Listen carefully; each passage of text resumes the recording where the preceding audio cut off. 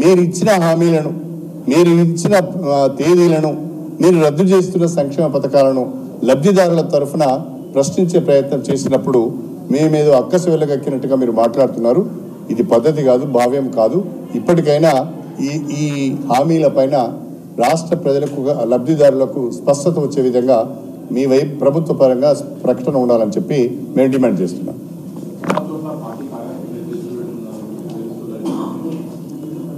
Congress party, నేను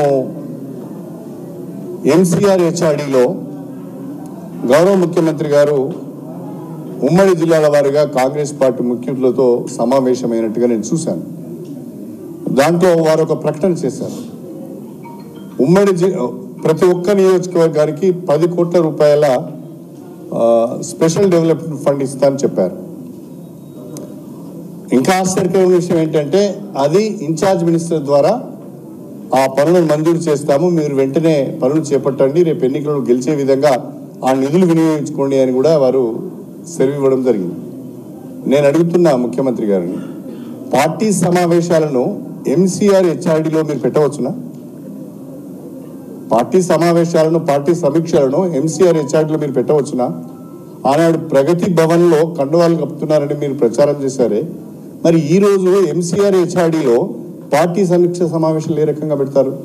మీ గాంధీ భవన్లో పెట్టుకోవాలి, కానీ ఎంసీఆర్ హెచ్ఆర్డీలో పెట్టవద్దు కదా. రెండవది, ఒకవేళ మీరు ప్రతి నియోజకవర్గానికి 10 కోట్ల రూపాయల నిధులు ఆ నియోజకవర్గ అభివృద్ధి కొరకు ఇవ్వదలుచుకుంటే ఎన్నికైన ప్రతి ఒక్క ఎమ్మెల్యేలకు కూడా దాంట్లో భాగస్వామ్యాన్ని కల్పించాలి.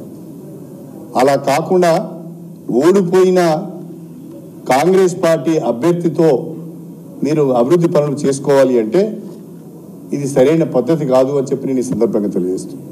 గత ప్రభుత్వాలు కూడా, ఆనాడున్న కాంగ్రెస్ ప్రభుత్వం కానీ, ఆనాడున్న బీఆర్ఎస్ ప్రభుత్వం కానీ, ఇన్ఛార్జ్ మినిస్టర్కు అధికారం ఇచ్చినా అక్కడ స్థానిక ఎమ్మెల్యేకు 50%, ఇన్ఛార్జ్ మినిస్టర్కు 50% చొప్పున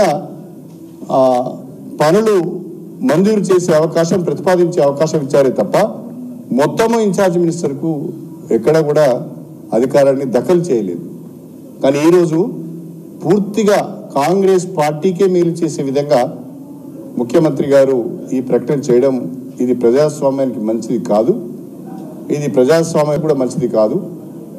ప్రజల ద్వారా ఎన్నుకోబడిన ఎమ్మెల్యేలను మీరు ఒక రకంగా అవమానపరిచినట్టుగానే ఇది భావించవలసి వస్తుంది.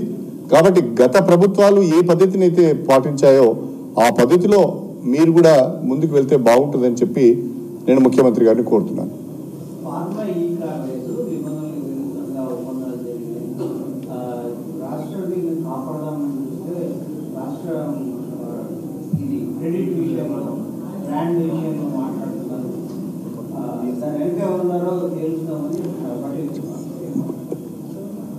ఫార్ములా ఈ అగ్రిమెంట్ వెనుక ఎవరున్నారో రాష్ట్ర ప్రభుత్వము తేల్చదలుచుకుంటే మాకేం ఇబ్బంది లేదు, తేల్చండి.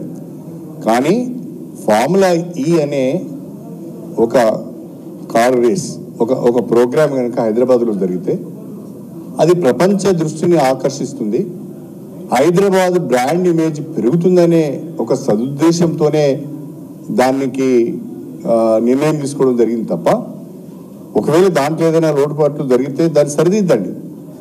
కానీ ప్రపంచవ్యాప్తంగా పార్టిసిపెంట్స్ ఉండే క్రమంలో ప్రపంచవ్యాప్తంగా హైదరాబాద్కు ఒక గ్లోబల్ సిటీగా బ్రాండ్ ఇమేజ్ వచ్చే పరిస్థితుల్లో దాన్ని రద్దు చేయడం సరైనది కాదు అనేది మా అభిప్రాయం.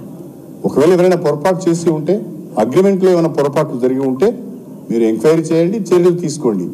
కానీ పొరపాటు జరిగిందని మొత్తం ఫార్ములా ఈని రద్దు చేయడం సరైనది కాదు.